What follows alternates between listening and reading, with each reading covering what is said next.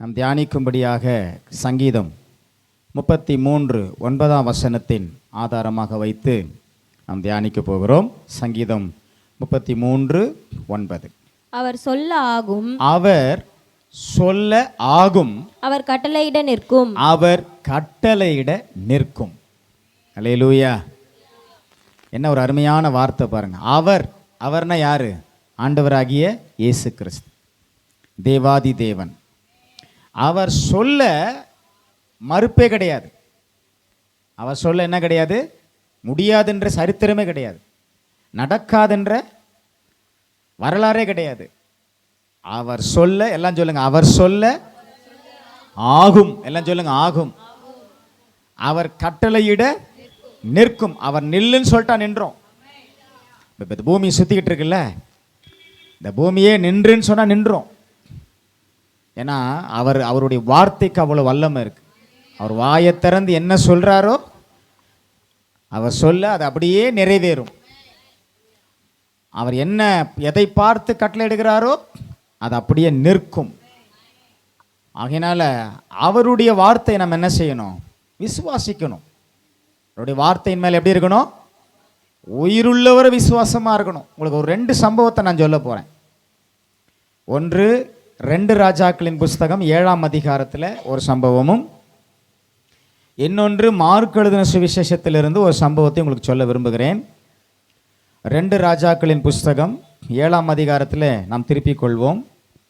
தீர்க்கதரிசி எலிசாவின் காலம் அது.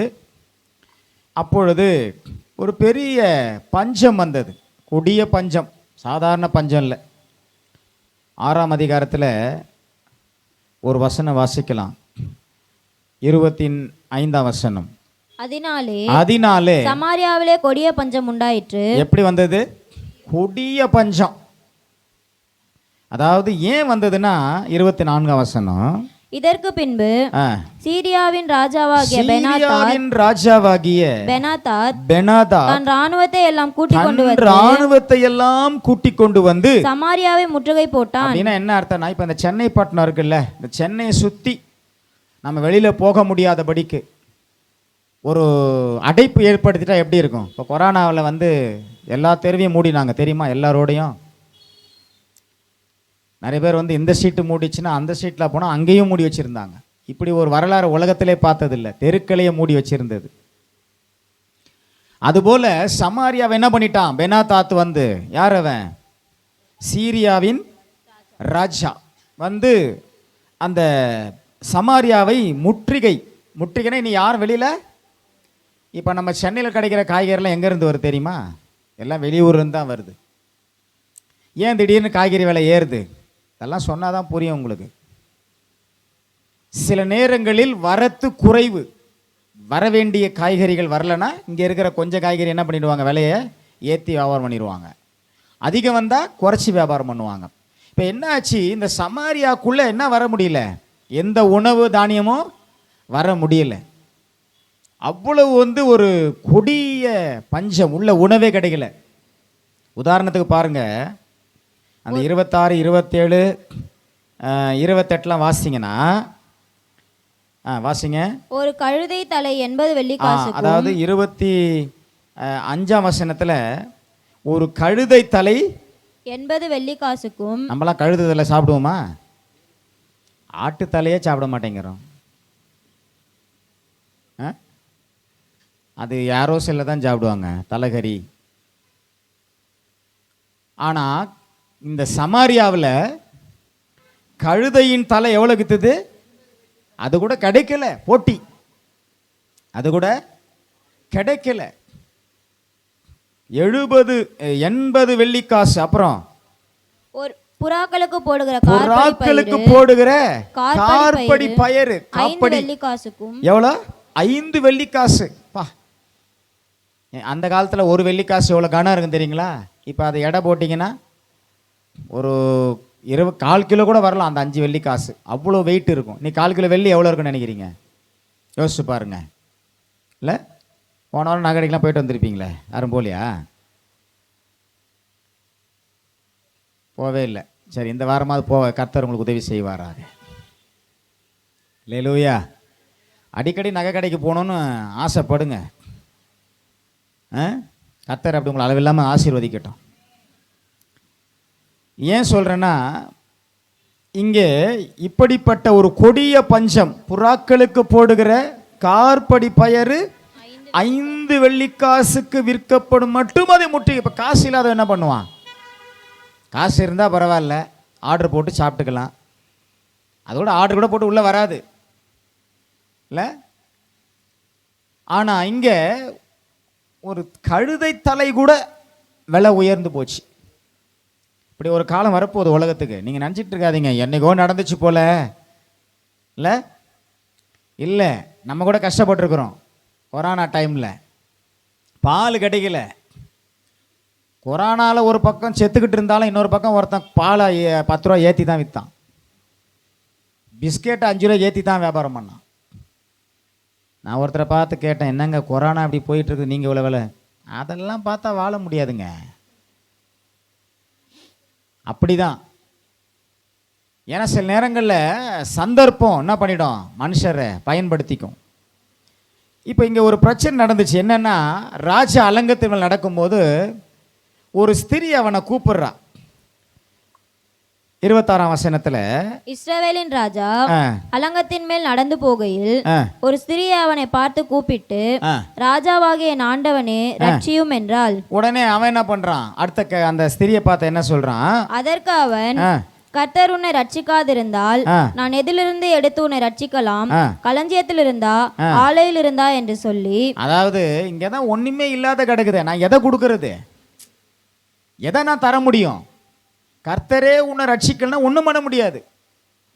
அதுக்கு அவ சொன்ன ஒரு கதையை கேளுங்க. ராஜா பின்னையும் அவளை பார்த்து, உனக்கு என்ன வேண்டும் என்று கேட்டான்.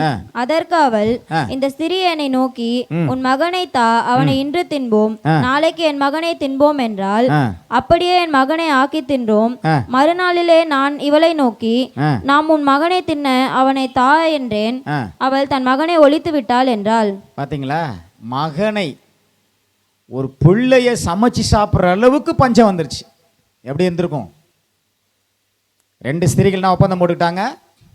இன்னைக்கு உன் பையனை சமைச்சு சாப்பிட்லாம், நாளைக்கு என் பையனை சமைச்சு சாப்பிட்லாம். ஏன்னா அவ்வளவு பசின்றது கொடுமை.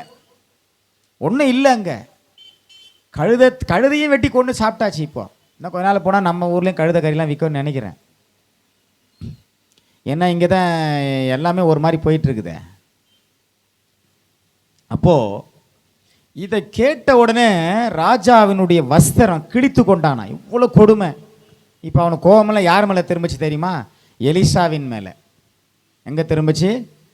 ஆமாம், அவன் தான் அந்த காலத்தில் தீர்க்கதரிசியாக இருக்கிறான். இப்போ எலிசாவினிடத்தில் ஆள் அனுப்பி என்ன செய்கிறான், இன்னும் கர்த்தருக்கு நாங்கள் காத்திருக்கணும், ஒன்று நீ ஆண்டுகிட்ட ஏதாவது பண்ணி கொடு, இல்லைன்னா உன் தலையை எடுத்துருவேன். இது ராஜாவினுடைய வார்த்தை. ஆள் அனுப்புகிறான். ஒன்று எலிசாவே நீ போய் ஏதாவது ஜெபம் பண்ணி இதுலேருந்து எங்களுக்கு ஒரு விடுதலை வாங்கி கொடு, இல்லைன்னா உன் தலையை எடுத்துருவேன். நிறைய நேரம் ஊழியக்காரங்க தலை தான் உருளுது. என்னங்க எத்தனை பேர் யோசிக்கிறீங்க? ஊழியக்காரன் தலை தான் எல்லாத்துலேயும் உருளும். அவனை தான் கூட்டின்னு வந்து முதல்ல நிறுத்துவாங்க, அவனை தான் முதல்ல கழுத்தையும் தலையும் வெட்டணும்னு பார்ப்பாங்க. கூப்பிட்டு வச்சு வெட்டுற ஆள் நாங்கள் தான். அதனால்தான் தன்னை மயிர் கத்தரிக்கிறவனுக்கு முன்பாக சத்தமிடாத ஆடை போல் இருந்தாராம் இயேசு. எவ்வளோ வேணா எடுத்துக்கிட்டு போ, முடிவு பண்ணிட்ட. இப்போ கசாப்பு கடையில் இருக்கிற ஆடு அழுதுகிட்டா இருக்கும், என்ன வெட்டுற வராது, அப்படியே தான் இருக்கும். அந்த மாதிரி தான் நிறைய நேரங்களில். இப்போது எலிசா ஆவியில நிரம்பி ஒரு வார்த்தை சொல்றார். 7ஆம் அதிகாரம் 1 வசனம் வாசிங்க. அப்பொழுது எலிசா கர்த்தருடைய வார்த்தையை கேளுங்கள், நாளை இந்நேரத்தில் சமாரியாவின் வாசலில் ஒரு மரக்கால் கோதுமை ஒரு சேக்கலுக்கும் 2 மரக்கால் வார்கோதுமை ஒரு சேக்கலுக்கும் விற்கப்படும் என்று கர்த்தர் சொல்லுகிறார் என்றான். எல்லாம் ஒரு ஆமென் சொல்லுங்க. இந்த நல்ல செய்தியா கெட்ட செய்தியா? நல்ல ஒரு செய்தி. ஒருத்தர் வந்து வியாதியில் போராடிட்டு ரொம்ப கஷ்டப்பட்டுட்டு கடைசியில் அவர்கிட்ட ஒரு நல்ல செய்தி, நீங்கள் குணமாயிட்டீங்கன்னா அவருக்கு எப்படி இருக்கும்? அப்பா, ஒரு சந்தோஷம் அவனை நிரப்பும். ஏன்னா அவன் என்ன ஆயிட்டான்? வியாதியிலேருந்து குணமாயிட்டான். அதே டாக்டர் வந்து மாற்றி, ரொம்ப கஷ்டம் பிரதர், கஷ்டம் நீங்கள் அப்படின்ட்டா எப்படி இருக்கும் அவனுக்கு? எவ்வளோ செலவானாலும் பரவாயில்ல டாக்டர், என்னை காப்பாற்றுங்க. போராடுவானா? போராட மாட்டானா? இன்னைக்கு இவர்கள் எல்லாம் உயிருக்கு போராடுகிற ஒரு நிலைமை அந்த சமாரியாவில். ஆனால் இப்பொழுது எலிசாவை கொண்டு கர்த்தர் பேசுகிறார். என்ன சொல்றாரு? நாளை இந்நேரத்தில், அதுவும் எப்போ அப்படின்னா என்ன அர்த்தம்? 24 மணி நேரத்தில். எலிசா பேசுகிற அதே நேரத்திலிருந்து நான் சொல்றேன், இந்த நிமிஷத்துலேருந்து நாளை இதே நேரத்தில் இங்கே என்ன விற்க போகுது? சமாரியாவின் வாசலில் உள்ள வர்றதுக்கு வழியே கிடையாது. அசீரியா ராஜா முற்றுகை போட்டு காத்துன்னு உட்காந்துருக்கான், யாரா வெளில வருவானான்னு. வெளியிலேருந்து உள்ள வர முடியாது, உள்ளேருந்து வெளில போக முடியாது. ஆனால் தீர்க்கதரிசி எலிசா சொல்றாரு, ஒரு மரக்கால் கோதுமை மாவு ஒரு சேக்கலுக்கும். நாளைக்கு மாவும் கிடைக்கும், கோதுமையும் கிடைக்கும்ன்றான். இப்போ 2ஆம் வசனத்துல, அப்பொழுது ராஜாவுக்கு கைலாகு கொடுக்கிற பிரதானி ஒருவன் தேவனுடைய மனுஷனுக்கு பிரதியுத்தரமாக எலிசாவை பார்த்து சொல்றான், இதோ கர்த்தர் வானத்திலே மதகுகளை உண்டாக்கினாலும் இப்படி நடக்குமா? அப்படின்னா என்ன அர்த்தம்? வானத்தையே திறந்து அங்கிருந்து கோதுமை கொட்டினா கூட நடக்காதுங்க. என்ன சொல்றீங்க நீங்க? இன்னும் கர்த்தர் சொல்றாருன்னு சொல்லிட்டே இருக்கிறீங்க. அது எப்படி நடக்கும்? இங்க இருக்கிற சூழ்நிலை எப்படி இருக்குது? கழுத தலை விற்கிற நிலைமைக்கு வந்துட்டோம், மோசமான ஒரு நிலைமைக்கு வந்துட்டோம். இனி என்ன நடக்கும்? ஒருவேளை ஒரு 2 நாள் சொல்லியிருந்தா பரவாயில்ல, ஒரு வாரம் சொல்லியிருந்தா பரவாயில்ல. ஆனால் நீங்க சொல்றது நாளையின் நேரத்தில் எங்க இருந்து வரும் கோதுமை, எங்க இருந்து வரும் மாவு? நிறைய நம்மளோட கேள்வி கேட்டுக்கிறோம்ல. எப்படி நடக்கும்? எப்படி நடக்கும்? அவர் சொல்ல ஆகும். எல்லாம் சொல்லுங்க. இது எலிசா மாம்சத்திலிருந்து சொன்னதில்லை. அவன் ஏதோ பெரிய தீர்க்கதரிசின்னு அவன் ஏதோ ஒரு கதையை விடல. அவன் என்ன சொல்றான்? கர்த்தர் சொல்லுகிறார், நான் சொல்லல, கர்த்தர் சொல்லுகிறார். அல்லேலூயா. இப்படி நடக்குமா என்றான். அதற்கு அவன், உன்னுடைய கண்களினாலே அதை காண்பாய், ஆனாலும் அதிலே சாப்பிட மாட்டாய் என்றான். நீ கேட்டல்ல, கர்த்தர் வானத்துல மதகுகளை உண்டாக்கினாலும் அப்படி நடக்குமா? ஆனா அது நடக்கும், நீ பாப்ப, ஆனா நீ சாப்பிட மாட்ட. இது அவிசுவாசத்திற்குரிய ஒரு தண்டனை. அது அவிசுவாசத்திற்கு ஒரு தண்டனை இருக்கு, விசுவாசத்திற்கு நீதியான பலன் இருக்கு. எத்தனை பேர் நம்புறீங்க? எப்பவுமே அவிசுவாசத்துக்கு ஒரு தண்டனை கிடைச்சிக்கிட்டே இருக்கும். நீங்க நல்லா விசுவாசித்து பாருங்க, நீதியான பலனை பெறுவீங்க. அப்படிதான் வேதம் சொல்லுகிறது. அப்போ இதுக்கு இடையில என்ன நடந்தது? இன்னும் 24 மணி நேரம் தான் இருக்கு. நாளைக்கு என்ன நடந்திருக்கணும்? நாளைக்கு என்ன நடக்கணும்? நாளைக்கு சமாரியாவின் வாசல்ல கோதுமை விற்கணும், வார்கோதுமை விற்கணும். இது யார் சொன்ன வார்த்தை? சொல்லுங்க, யார் சொன்ன வார்த்தை? கர்த்தர் சொன்னாரு. அப்ப அதை என் வாழ்க்கையில நிறைவேறும். கர்த்தர் சொன்னதை சந்தேகப்படக்கூடாது, இப்படி பேசக்கூடாது. கர்த்தர் செய்வாரா? கர்த்தரால முடியுமா? அவர் எப்படி செய்வாரு? இப்படி கேட்கறது தான் பாவம். கர்த்தர் சொல்லிட்டாருன்னா நடக்கும். எல்லாரும் கைகளை ஊற்றி ஒரு ஆமீன் சொல்லுங்க. நல்லா எல்லாரும் கரங்களை உயர்த்துங்க எல்லாரும். அல்லேலூயா. அவர் சொன்னா எல்லாம் சொல்லுங்க, பக்கத்தில் பார்த்து கொஞ்சம் தட்டி எழுப்பி சொல்லுங்க. அவர் சொன்னா அல்லேலூயா. அவர் சொன்னா ஆகும். இப்போ என்னாச்சு?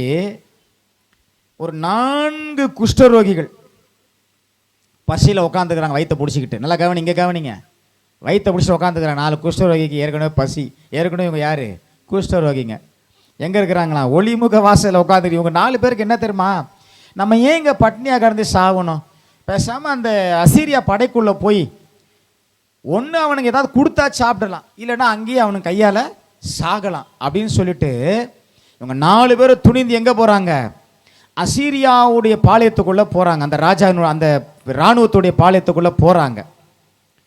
ஒன்று அங்கே சாவோம், இல்லைன்னா ஏதாவது உயிரோடு வைத்தால் பிழைப்போம். 24 வசந்த வீட்டில் போய் படிங்க. இவங்க என்ன பண்றாங்க, இருட்டோடு எழுந்து போய் சீரியருடைய பாளையத்துல போய் பார்க்கறாங்க. அங்க எவனையுமே காணோம். இது யாருக்குமே தெரியல, ராஜாவுக்கு தெரியல, யாருக்குமே தெரியல. இந்த 4 குஷ்டரோகிகளுக்கு தெரியுது. அங்க போய் பார்த்தா என்ன இல்லை, ஒருவரும் இல்லை. ஆனா அங்க பார்த்தா கோதுமையும் மாவும் நிறைந்து கிடக்கிறது. ஆமென் சொல்லுங்க. என்ன நடந்ததுன்னு வாசித்து பார்க்கலாம். 6ஆம் வசனத்தை. ஆண்டவர் சீரியரின் ராணுவத்திற்கு ரதங்களின் இரைச்சலையும் குதிரைகளின் இரைச்சலையும் மகா ராணுவத்தின் இரைச்சலையும் கேட்க பண்ணினதினால் அவர்கள் ஒருவரை ஒருவர் நோக்கி, இதோ நம்மிடத்தில் போருக்கு வர இஸ்ரவேலின் ராஜா ஏத்தியரின் ராஜாக்களையும் எகிப்தியரின் ராஜாக்களையும் நமக்கு விரோதமாய் கூலி பொருத்தினான் என்று சொல்லி இருட்டோடு எழுந்திருந்து ஓடி போய் தங்கள் கூடாரங்களையும் தங்கள் குதிரைகளையும் தங்கள் கழுதைகளையும் தங்கள் பாளையத்தையும் அவைகள் இருந்த பிரகாரமாய் விட்டு தங்கள் பிராணன மாத்திரம் தப்பும்படி ஓடி போனார்கள். ஆமென் சொல்லுங்க. உன்னை சுற்றி 1000 தடை இருந்தாலும் சரி, கர்த்தர் சொன்ன அது ஆகும். இது எப்படி ஆண்டவரே தடையை தாண்டி வரும்? இது எப்படி ஆண்டவரே மதிலை தாண்டி வரும்? இது எப்படி ஆண்டவரே நடக்கும்? நீங்க அவர் சொல்லிட்டா நம்பிடுங்க, பரிபூர்ணமா காத்திருங்க. ஆமென். ஆண்டவர் எந்த மந்திரமாய ஜாலம் பண்றவர் கிடையாது. அவர் சொன்னதை செய்கிறவர். வார்த்தை அவ்வளவு வல்லமை உள்ள வார்த்தை. இந்த 4 குஷ்டரோகிக்கு சந்தேகம், ஏதாவது நம்ம காண்கிறது கனவா நனவா? போய் பார்க்குறாங்க. முதல்ல இவங்க நல்லா சாப்பிட ஆரம்பிச்சாங்க. என்ன பசியில் இருக்கிறாங்கல்ல, என்னங்க நல்ல பசியோடு நம்ம ஒரு கல்யாணத்துக்கு போனால் முதல்ல போய் மொய்யா ஏற்றிட்டு இருப்போம். என்னலானா நான் முதல்ல பந்திக்கு தான் போவேன். முதல்ல என்ன இருக்கணும், பாஸ்டர் சரியான சாப்பாடு அலைஞ்சாம் போலுக்குதுன்னு மனசில் நினைப்பீங்க போலுக்கு. பசியில் சொல்கிறேன், பசிச்சா முதல்ல என்னது, பந்திக்கு போயிரு. இவங்க நல்லா சாப்பிட்டு சொல்கிறாங்க, நாம் சும்மா இருப்பது நல்லதல்ல, இது நற்செய்தி அறிவிக்கினால் இப்போ நம்ம போய் என்ன செய்யணும், ராஜா கிட்ட சொல்லணும், மக்களுக்கு அறிவிக்கணும்னு ஊருக்குள்ளே வந்து சொல்கிறாங்க. என்னங்க எல்லாம் பட்டியலில் செத்து கிடக்குறீங்க, வாங்க அங்கே பார்க்கலாம், எல்லாம் கிடக்குது. அது எல்லாம் கிடக்குது. ஆனால் ராஜா நம்பலை, எல்லாம் ராஜா நம்பலை. இருந்தாலும் ஒருவேளை அவன் எங்கேயாவது ஒளிஞ்சிக்கிட்டு இருந்தாலும் ஒளிஞ்சிருப்பான். இது ஒரு ஒரு ஒரு மறைமுகமான சந்தேகம் நிறைய நேரம் நமக்கு வரும். நான் விசுவாசியாக இருந்தாலும் அது வந்து ஐயா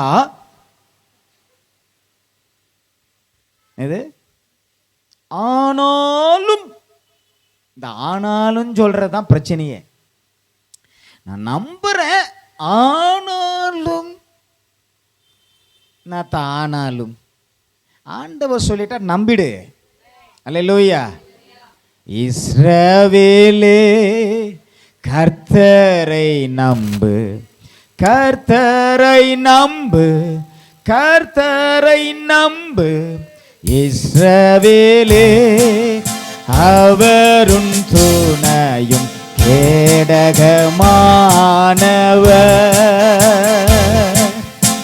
அவருன் துணையும் கேடகமானவர். இன்னொரு பாடலாமா? இஸ்ரவேலே, எல்லாரும் வாயை திறந்து பாடணும். எஸ், ஆமென். கர்த்தரை நம்பு இஸ்ரவேலே, அவருன் துணையும் கேடகமானவர்,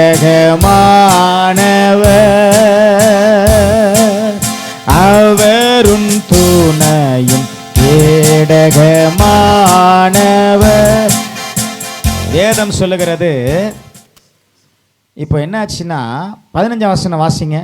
அவர்கள் யோர்தான் மட்டும் அவர்களை பின்தொடர்ந்து போனார்கள். சீரியர் தீவிரித்து ஓடினார்கள். அவர்கள் எரிந்து போட்ட வஸ்திரங்களாலும் தட்டுமுட்டுகளாலும் வழியெல்லாம் நிறைந்திருந்தது. அனுப்பப்பட்டவர்கள் அல்லேலூயா வாசிங்க திரும்பி வந்து ராஜாவுக்கு அதை அறிவித்தார்கள். யாரும் அவனை துரத்தல, அவனே ஓடுறான். நீங்க சொல்லுங்க, யாரும் துரத்த வேணாம், அவனே ஓடுவான். சொல்லுங்க, சந்தோஷமாங்கிறல்ல, சொல்லுங்க, நல்ல வாயத்தை சொல்லுங்க. யாரை துரத்த வேணாயா, நீ துரத்தாத அவனை. என்னங்க, நீ துரத்தாத, அவனே ஓடுவான். கர்த்தர் சொல்லுவாரு. எப்படி எப்படி அவனை ஓட வச்சாரு பார்த்தீங்களா? எப்படி ஓட வச்சாரு அவனுங்களா? இருக்கிறதெல்லாம் போட்டு ஓடு. நீங்க நினைச்சிருக்கிறீங்க கணத்துல கை வச்சு நாளைக்கு சாவணும், நாளைக்கு எனக்கு காரியம், அதுக்கு மறுநாள் பால், அது கூட எங்க வழிக்குதுங்க இல்ல? அவனுங்க ஓடுற யாரும் துரத்தாதே இப்படி ஓடுறானுங்கன்னா துரத்தனை எப்படி இருக்கும்? நீங்க கூட சொல்லணும் கரங்களை உயர்த்தி, கர்த்தர் என் பட்சத்தில் இருக்கிறார். சொல்லுங்க, எல்லாம் சொல்லுங்க. யாரும் தூங்காதீங்க, தயவு செய்து எழுந்து நல்லா சொல்லுங்க. கர்த்தர் என் பட்சத்தில் இருக்கிறார், நான் பயப்படேன். மனுஷனுக்கு என்ன செய்வான்? அல்லேலூயா. யாரும் துரத்தல, கர்த்தரே துரத்துறார். உன் சத்துருக்களை, உனக்கு விரோதமான காரியங்களை, உன்னை பயமுறுத்துற காரியங்களை, உன்னை பாழ்படுத்துறத, உன்னை தடை செய்யறத கர்த்தரே துரத்துறார். போ, ஓடி ஓடி எல்லாத்தையும் போட்டு ஓடிட்டானுங்க. அல்லேலூயா. இப்ப என்னாச்சு தெரியுமா? 16 வசனம். அப்பொழுது ஜனங்கள் புறப்பட்டு சீரியரின் பாளையத்தை கொள்ளையிட்டார்கள். நல்ல கவனி தேவ ஜனமே, கர்த்தருடைய வார்த்தையின்படியே ஒரு மரக்கால் கோதுமை மா ஒரு சேக்கலுக்கும் 2 மரக்கால் வார்கோதுமை ஒரு சேக்கலுக்கும் விற்கப்பட்டது. எல்லாம் சொல்லுங்க, விற்கப்பட்டது. கர்த்தர் சொல்ல போய் எல்லாருக்கும் சொல்லணும். நீங்க தேவையில்லாததுக்கெல்லாம் வாயை திறப்போம், இதுக்கு திறங்க கொஞ்சம் வாயை. ஆண்டவர் சொல்ல, ஆண்டவரை நம்புங்க. யாராவது ரொம்ப பெரிய பிரச்சனையோட வராங்க பாருங்க, உட்கார சிம்பிளாக சொல்லுங்க, நான் சொல்றது ஒன்று கேட்குறியா? நீ இதை இதெல்லாம் விடு, நான் சொல்றத நம்பு, கர்த்தரை நம்பு. அல்லேலூயா. நீ கர்த்தரை உன் இருதயத்தில் நம்பு, அவரை நோக்கி கூப்பிடு, அவர் உனக்கு எல்லாவற்றிலும் செய்ய வல்லவர். அங்கே தான் பிள்ளைய தின்ன கொடுத்துட்டு அவ பிள்ளைய தரலன்ற ஒரு பெரிய பிரச்சனை எழும்பி ராஜா தன் வஸ்திரத்தை கிழித்து கொண்டு எலிசாவையே கொல்லணுன்ற வெறியோட கோபத்தோட அவ்வளவு இன்னும் மேலே சமாளிக்க முடியாதுன்ற இடத்துல கர்த்தர் இறங்கி வர்றாரு. என்ன வர்றாரு? எலிசாவின் மூலமா பேசுறாரு. நாளை அது நடக்கும். அதே மாதிரி வேதம் சொல்லுகிறது, அந்த ஜனங்கள் பாளையத்தை கொள்ளையிட்டார்கள் கர்த்தருடைய வார்த்தையின்படியே. அல்லேலூயா. 14 வசனம் வாசிங்க. ராஜா தனக்கு கைலாகு கொடுக்கிற அந்த பிரதானியை ஒளிமுக வாசலில் கட்டளையிட்டு இருந்தான். ஒளிமுக வாசலிலே ஜனங்கள் அவனை நெருங்கி மிதித்ததினாலே ராஜா தேவனுடைய மனுஷனிடத்தில் வந்தபோது சொல்லி இருந்தபடியே அவன் செத்து போனான். எப்படி செத்து போனான்? மிதிப்பட்டு செத்து போனான். எல்லாம் சொல்லுங்க, மிதிப்பட்டு. அவிசுவாசத்தை மிதிக்கணும். கர்த்தருடைய வார்த்தைக்கு விரோதமாக இருக்கிற எதையும் மிதிக்கணும், அது மிதிப்படும். ஆமென் சொல்லுங்க. வழி அருகே விழுந்த விதையெல்லாம் மிதிப்பட்டது.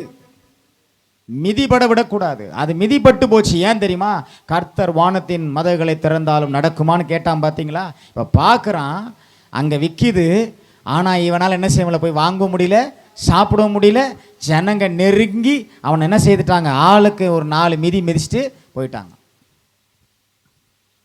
இப்போ என்னாச்சு? அவன் செத்து போனான். பாருங்க 18 வசனம் வாசிங்க.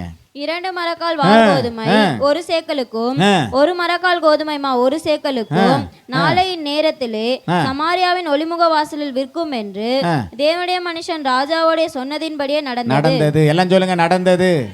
நல்ல கரங்களை உயர்த்தி சொல்லுங்க, நடந்தது. சொல்லுங்க, நடந்தது.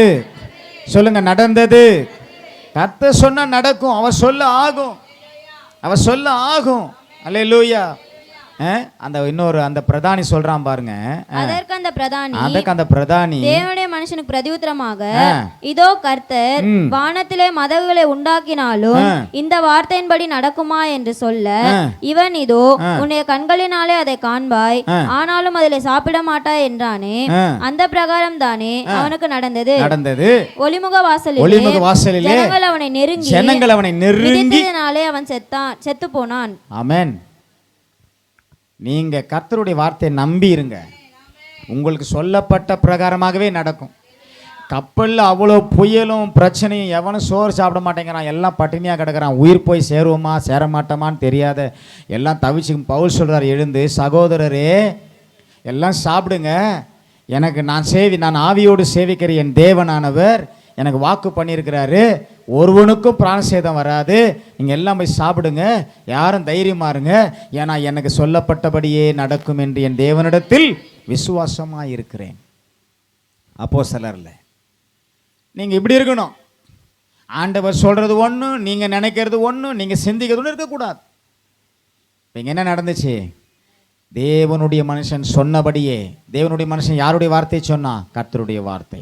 உங்கள் வாழ்க்கையில் கூட கர்த்தர் சொல்கிறதான் நடக்கும். பிசாசு சொல்கிறதோ, மனுஷன் சொல்கிறதோ, இல்லை குறி சொல்கிறவன் சொல்கிறதோ, இல்லை நாள் பார்க்குறவன் சொல்கிறதோ, இல்லை குடுகுடுப்பக்காரன் அவன் சொன்னால் கூட பயந்துடுறீங்க. அது பயந்து காசை வேற போட்டுருவீங்க. அவங்ககிட்ட வம்பு வச்சுக்காதப்பா. இந்த பழைய ஆட்கள்லாம் கொஞ்சம் பயந்த ஆளுங்க இருப்பாங்க பாருங்கள். குடுக்கு பாரு வந்துட்டா போதும், முதல்ல அவனுக்கு போட்டுரு,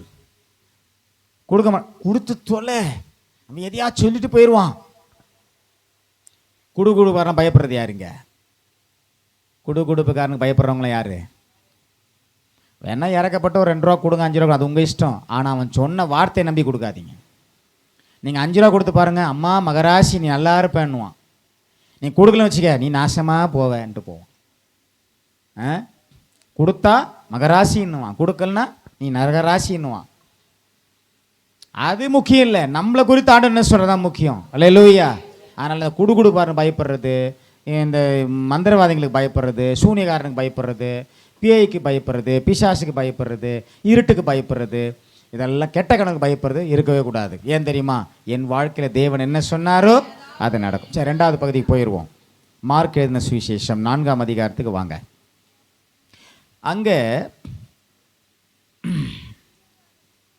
35 வாசிக்க போகிறோம். எல்லாம் பைபிள் எடுத்துட்டிங்களா? எல்லாரும் பைபிளை திறந்தாச்சா? மார்க் 4:35 வாசிங்க. அன்று சாயங்காலத்தில் அவர் அவர்களை நோக்கி, அக்கறைக்கு போவோம் வாருங்கள் என்றார். அவர்கள் ஜனங்களை அனுப்பிவிட்டு அவர் படவில் இருந்தபடியே அவரை கொண்டு போனார்கள். வேறே படவுகளும் அவரோட கூட இருந்தது. அப்பொழுது பலத்த சுழல் காற்று உண்டாகி படவு நிரம்பத்தக்கதாக அலைகள் அதன் மேல் மோதிற்று. கப்பலின் முன்னணையிலே கப்பலின் முன்னணையத்தில் பின்னணையத்தில் அவர் தலைனையை வைத்து நித்திரையாயிருந்தார். இயேசு என்ன பண்ணிருக்கிறாரு? தூங்கின்னு இருக்கிறார். ஆனா இங்க என்ன நடக்குது? 37ஆம் வசனத்துல பலத்த சுழல் காற்று உண்டாகி படவுல தண்ணீர் வந்து நிரம்பத்தக்கதாக அலை வந்து படகின் மேல மோதிக்கொண்டே இருக்குது. ஆனா இயேசு, நீங்க கேட்கலாம், இயேசு ஏங்க அங்க நித்திரை பண்ணிட்டு இருக்கிறார்? இயேசு அதுவும் எது? தலைக்கு தலையணை வைத்து கொண்டு, என்னது தலையணையை வைத்து நித்திரையாயிருந்தார். அவர்கள் அவரை எழுப்பி, போதகரே, நாங்கள் மடிந்து போகிறது உமக்கு கவலை இல்லையா என்றார்கள். இப்போ சீஷருங்கெல்லாம் இதுக்கு மேல முடியாது, இயேசுவை எழுப்பி ஆகணும். நான் சொல்றேன், நீங்க ஆண்டவரை எழுப்பவே வேணாம். ஆமேன்னு சொல்லுங்க. என்ன சொல்றீங்க? எழுப்ப வேணாமா? அப்ப தூங்கிட்டு இருக்கிறாரா? தூங்கல அவர். இதை நீங்க எப்படி தெரியுமா பார்க்கணும்? இப்போ நம்ம இயேசுவை கண்ணால் பார்க்கல, அவங்களாம் இயேசுவை கண்ணால் பார்க்குறாங்க. அங்கே நாமெல்லாம் இப்போ இயேசுவை கண்ணால் பார்க்கல. ஆனால் இயேசு இப்போ நம்ம கூட இருக்கிறார். தூங்கினா இருக்கிறாரு, விழித்து கொண்டு இருக்கிறார். அவர் விழித்து கொண்டிருக்கிற தேவன். அங்கே ஏன் தூங்கி கொண்டிருந்தார்னா, அவங்களுக்கு ஒரு காரியத்தை உணர்த்தணும். ஏன் தெரியுங்களா? எப்போ பார்த்தாலும் இயேசுவை மாம்ச பிரகாரமே பார்த்து அவர்கிட்ட ஒராசிக்கிட்டே இருக்கணும். எப்போ பார்த்தாலும் இந்த சிலருக்கெல்லாம் அந்த ஒராசிக்கிட்டே இருந்தால் தான் எர்த்து கிடைக்கும். யாரையாவது ஒராசிக்கிட்டே இருக்கணும். அந்த பஸ்ஸில் கூட சும்மா இருக்க மாட்டாங்க பாருங்க, வந்து ஒராசிக்கிட்டே நிற்பாங்க. அதானே கரெக்டு? யாரையாவது அப்படியே ஒராசிக்கிட்டே நிற்பான். சிலராக நான் பார்த்துருக்குறேன், தனியாக நிற்கவே மாட்டான். அவன் உடம்பு தானாக வளைஞ்சிரும். எங்கேயாவது ஒராசிக்கினே இருக்கணும் அவனுக்கு. ஒன்று செவுத்துலையாவது ஒராசணும். நம்ம கூட இயேசு எப்போ என்ன பண்ணின்னு இருக்கணும்? தேவன் நமக்குள்ள ஆவியாக இருக்கிறார். அப்போ இயேசு என்ன விரும்புகிறார் தெரியுங்களா? என்னை கண்ணால் கண்டுதான் ஏதோ நடக்க நம்பாதீங்க, என்னை உள்ள விசுவாசித்தாவே நடக்கும். ஆமென். அதனால தான் கொஞ்ச நேரம் அவர் நித்திரை பண்ணிட்டார். என்னதான் பண்ணுறாங்க பார்ப்போன்னு. ஆனால் இவனுங்க அதை பார்த்தோன்னே பயந்து உள்ளம் கொதிச்சு, சொல்லுங்க, உள்ளம் கொதிக்குது. என்ன சொல்றாங்க? போதகரே, வாசிங்க. அவர் எழுப்பி, போதகரே, நாங்கள் மடிந்து போகிறது கவலை இல்லையா? என்னது? நாங்கள் மடிந்து போகின்றவன் கவலை இல்லையா? நீ மடிஞ்சா அவரும் சேர்ந்தானே மடிய போறாருங்க. அவர் மட்டும் தனியாக மிதக்குவாரா? அப்போ கூட அவனுங்களுக்கு தன்னை பற்றா கவலை. நாங்கள் சொல்லுங்க, நாங்கள் அல்லேலூயா. அவன் சொல்றானுங்க, நாங்கள் மடிந்து போகும் கவலை இல்லையா அப்படின்னு சொல்லி கதறானுங்க. இப்ப இயேசு அவர் எழுந்து காற்றை அதட்டி என்ன பண்ணாரு சொல்லுங்க எல்லாரும்? காற்றை அதட்டினார். கடலை பார்த்து இறையாதே அமைதலாயிரு என்றார். ஒரு கட்டளை கொடுக்கிறார். என்ன கட்டளை? காற்றை பார்த்து, காற்றே காற்றே கொஞ்சம் அமைதலாயிரு. அப்புறம் கடலை பார்த்து, அலையை பார்த்து, கடலை பார்த்து அமைதலாயிரு என்றார். தயவு செய்து அமர்ந்துரு அப்படி சொன்னாரா? இல்ல. அவருடைய அந்த வார்த்தை எப்படி? இறையாதே. எல்லாம் சொல்லுங்க, இறையாதே. உனக்கு விரோதமா என்னென்ன இறையுதோ அதெல்லாம் ஆண்டவர் பார்த்து அதட்டுவார். இறையாதே. உன் வாழ்க்கை பயணத்துல சில நேரங்கள் இப்படி வரும், பொங்கும், அப்படியே இதெல்லாம் வரும். இதெல்லாம் கண்டு சோர்ந்துடக்கூடாது, பயந்துடக்கூடாது, செத்துருவோமோ அப்படின்னு. ஏன்னா உன்னோட இயேசு இருக்கிறார்ல. ஆமென். அவர் என்ன பண்ணார்? அவர் கட்டளையிட நிற்கும். எல்லாம் சொல்லுங்க.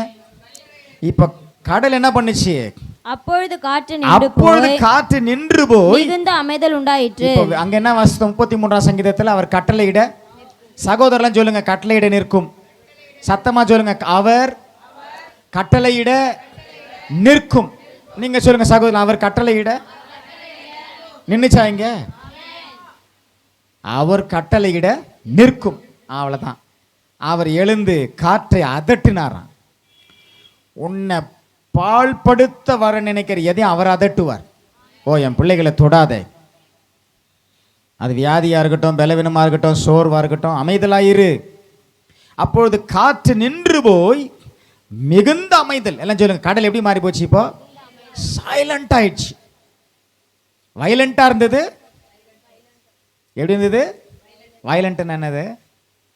வயலண்ட் என்ன அர்த்தம்? ரொம்ப ஒரு ஆர்ப்பரிப்போட இருந்தது. அது கடல் பொங்கிட்டு கடந்துச்சு. அந்த வயலண்ட்டே சைலண்ட் ஆக்குனவர் நம்ம ஆண்டவர். நீங்க கூட சொல்லணும், எங்கேயாவது ரொம்ப வயலண்டா பாக்குறீங்களா? ஆண்டவர் சைலண்டா மாத்துவார். அல்லேலூயா. நீங்க கொந்தளிக்காதீங்க, கொந்தளிச்சிடாதீங்க அண்ணே, அந்த மாதிரி கொந்தளிச்சிடாதீங்க. ஹலோ, எத்தனை பேர் கேட்குறீங்க? சில நேரங்கள் இப்படிலாம் வரும் லைஃப்ல. காற்று அடிக்கும். நம்ம என்ன பண்ணணும்? என்ன பாடணும்? நம்ம என்ன பாடணும்? பயப்பட மாட்டேன், நான் பயப்பட மாட்டேன். அந்த பாட்டு எடுங்க. இயேசு என்னோடு இருப்பதனால். எல்லாம் பாடலாமா? இயேசு என்னோடு இருப்பத. நல்ல கரங்களை தட்டி. பயப்பட மாட்டேன், நான் பயப்பட மாட்டேன், பயப்பட மாட்டேன், நான் பயப்பட மாட்டேன். இயேசு என்னோடு இருப்பதனால், இயேசு என்னோடு இருப்பதனால். காற்று வீசட்டும், கடல் பொங்கட்டும், காற்று வீசட்டும், கடல் பொங்கட்டும், எனது நங்கூரம் இயேசு இருக்கிறார், எனது நங்கூரம் இயேசு இருக்கிறார். பயப்பட மாட்டோம், நான் பயப்பட மாட்டேன், பயப்பட மாட்டேன், நான் பயப்பட மாட்டேன். இயேசு என்னோடு இருப்பதனால், இயேசு என்னோடு இருப்பதனால். உற்சாகமா கரங்களை உயர்த்தி அல்லேலூயா, ஆமென். சும்மா ஆர்ப்பரிக்கணும் நம்ம ஆண்டவருடைய வெற்றியை. அல்லேலூயா. என்ன சங்கீதக்காரன் சொல்றான்? உமது நாமத்தினாலே கொடியேற்றுவோம். எல்லாம் சொல்லுங்க, உமது நாமத்தினாலே. நீங்க நீங்க உங்களுக்கு சில நேரம் தெரிய மாட்டேங்குது. நீங்க எப்ப பார்த்தாலும் அந்த பழைய கதையே தான் பேசுறீங்க. தயவுசெய்து இந்த ஓல்டு ஸ்டோரியெல்லாம் விடுங்க. ஓல்டு சாங் கூட கேட்கலாம், தப்பு இல்லை. ஆனால் அந்த ஓல்டு ஸ்டோரின்னு ஒன்று இருக்கு பாருங்க. எப்போ பார்த்தாலும் அதை பேசி பேசியே வாழ்க்கையில் நம்ம நொந்து நூலாயிரும். அன்னைக்கு பிரதர் விடுங்க, அன்னைக்கு கதையை விடுங்க. இன்னைக்கு என்ன நடக்க போகுது, கர்த்தர் என்ன சொல்லியிருக்கிறாரு அதை பாருங்க. அன்னைக்கு எலிசா சொன்னதை அந்த பிரதானி கிண்டல் பண்றான், பரியாசம் பண்றான். அது எப்படி நடக்கும்? கர்த்தர் சொன்ன நடந்துருமா? அதெல்லாம் நடந்துருமா? 4 மிதி மிதிக்க வச்சாரு பாருங்க. அவனை மண்டைய பொழந்துக்குச்சு. கபாலம் என்னாச்சு? 2 பொழந்துக்குச்சு. அப்படிதான் மனுஷரை நான் சொல்லலை, அது ஒரு அவிசுவாசத்தின் அடையாளம். உன்னை அடிக்கடி உன்னை தொந்தரவு பண்ணிக்கிட்டே இருக்கும். நீங்கள் நல்லா விசுவாசமாக தான் இருப்பீங்க, சர்ச்சைக்கு ஒரு விசுவாசமாக இருப்பீங்க, பிரசங்கத்தெல்லாம் விசுவாசமாக கேட்பீங்க, போகும்போது விசுவாசமாக தான் போவீங்க. நடுவில் ஒருத்தன் காத்திருப்பான் வழியில், சர்ச்சைக்காக போயிட்டு வர. இன்றைக்கி சொல்லியிருப்பார் அந்த பாஸ்டரு, அவர் சொல்ல ஆகும் கட்ட நிற்கும்லாம் சொல்லியிருப்பார். ஏன்னா அவனும் பிரசங்க கேட்குற ஆள் தானே, நம்புங்க, அவனும் பிரசங்க கேட்குற ஆள் தான். ஆமாம், சில நேரத்தில் அவனும் சில சபையில் விசுவாசியை உட்காந்துக்கிறான், என்னத்தான் சொல்கிறாங்க கேட்போம். அப்புறம் பக்கத்தில் பார்ப்பான், ஓ நான் இப்போ நல்ல விசுவாசியாச்சு, இதை சும்மா விடக்கூடாத. அப்படித்தான் நிறைய நேரம் பிசாசு நம்மளுக்கு கெடுத்துடுறது. புரியுதுங்களா? நீங்கள் சொல்லணும், என் வழிதோறும் இயேசு என் கூட வருவார். அந்த எம்மா ஒரு சீஷர்கள் ரொம்ப மனக்கலக்கத்தோடு போகிறாங்க. ஆண்டவர் பார்க்குறாரு, நான் வரேன் உங்கள் கூட. அல்லேலூயா, நான் வரேன் உங்கள் கூடன்னு சொல்லி போய் அவங்க கூட போய் அவங்க தங்கி இருந்து கடைசியில் அவங்க பார்க்குறாங்க இயேசு. அதான் சொல்கிறாங்க, அவர் சொல்லும் பொழுது பேசும் பொழுது நம்முடைய இருதயம் கொழுந்து விட்டு எரியவில்லையா?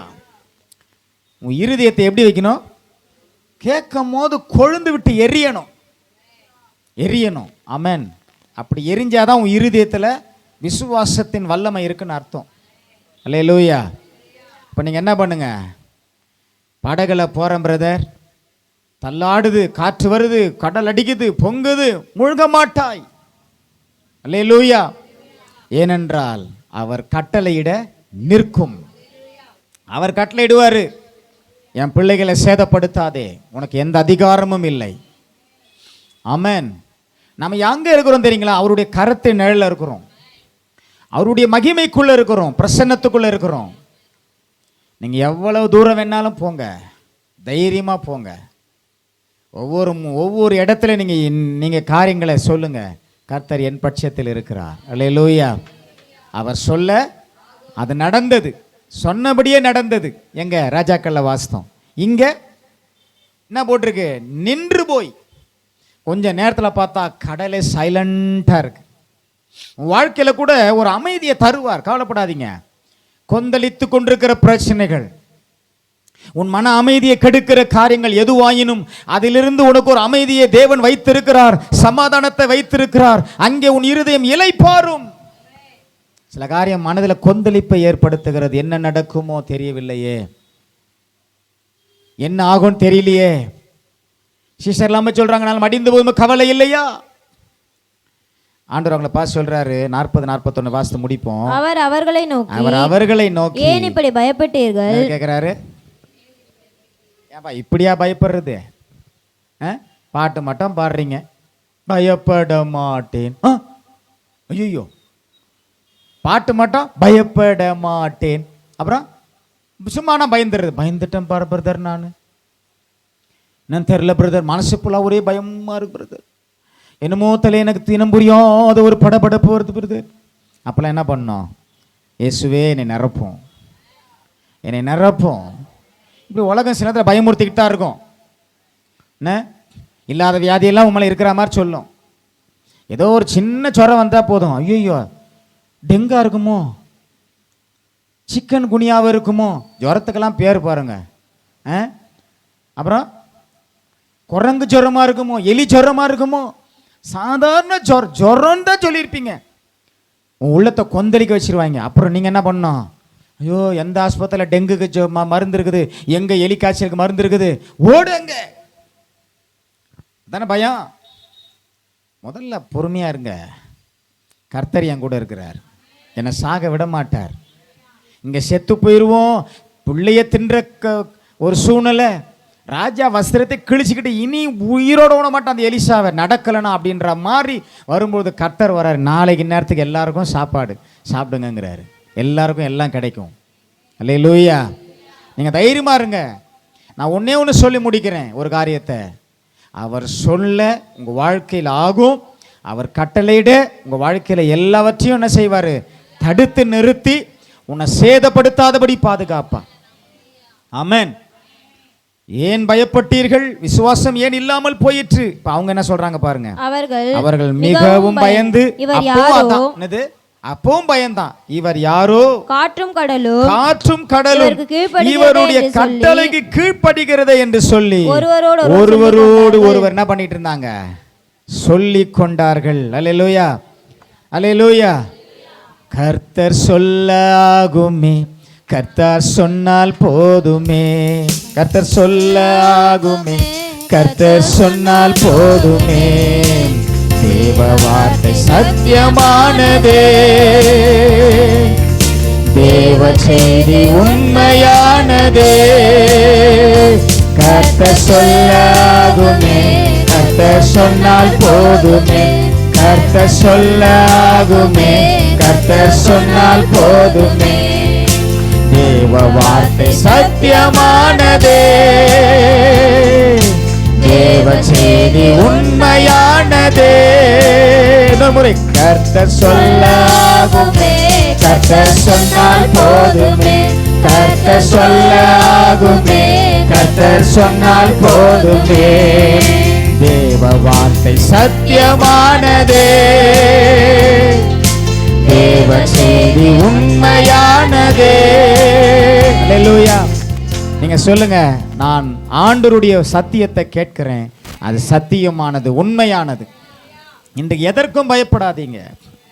எத்தனை பெரிய புயல்கள், கொந்தளிப்புகள், காற்றுகள் சூழ்ந்து கொண்டிருந்தால் அது நடுவில் நீங்க எப்படி இருக்கணும்? கர்த்தர் என் சார்பில் இருக்கிறார். ஓலா பஷதா நகாபாலா, கர்த்தர் என் பட்சத்தில் இருக்கிறார். ஆமென். இதோ என் பக்கத்தில் கொந்தளித்து கொண்டிருக்கிற கடல், அலைகள் பிரவாகித்து கொண்டிருக்கிறது, என் வாழ்க்கை படகு ஆடிக்கொண்டிருக்கிறது. ஆனால் நானோ என் கர்த்தரை நம்பிக்கொண்டிருப்பேன், என் தேவனை நான் சார்ந்து கொண்டிருப்பேன். அவர் என்னை கரம் பிடித்து நடத்துவார். சொல்லுங்க, கரம் பிடித்து நடத்துவார். அவர் கரம் என்னை ஆளுகை செய்யும், அவர் கட்டளையிட நிற்கும், அவர் வார்த்தை வரும், என்னை சூழ்ந்திருக்கிற இந்த பிரச்சனைகளை அமர்த்தி போடுவார். எல்லாம் சைலண்டா மாறும், வயலண்ட் எல்லாம் சைலண்டா மாறும், அவிசுவாசம் எல்லாம் மிதிபட்டு போகும். கவலைப்படாதீங்க, கர்த்தர் உங்களை ஆசீர்வதிப்பார். நம்ம எல்லாம் எழுந்து நிற்போம், கண்களை மூடுவோம். எங்களை நேசிக்கிற நல்ல ஆண்டவரே, ஆசீர்வதிக்கப்பட்ட இந்த வார்த்தைகளுக்காய் நன்றி ஐயா. இன்றைக்கு எங்கள் இருதயத்தை ஸ்திரப்படுத்தி உமது வார்த்தைகளை நினைத்து உம்மை நன்றியுள்ள இருதயத்தோடு உம்மை ஸ்தோத்தரிக்கிறோம். ஜீவனுள்ள தேவன் எங்கள் நடுவில் இருக்கிறாரே, அது அசையாது என்று எழுதியிருக்கிறது. அதன்படியே நிறைவேறுவதாக, அதன்படியே நடப்பதாக. என் தேவனுடைய கரம், அவருடைய வார்த்தையை நிறைவேற்றுகிற கரம். அவர் சொல்ல ஆகும், அவர் கட்டளையிட நிற்கும். ஆண்டவரே, நீ சொல்லுவீர், அது நிறைவேறும். நீ கட்டளையிடுவீர், அது நிற்கும். நாங்கள் விசுவாசிக்கிறோம். பெரிய காரியங்களை செய்வீராக. இயேசுவின் நாமத்தில் வேண்டுதல் செய்கிறோம் பிதாவே. ஆமென்.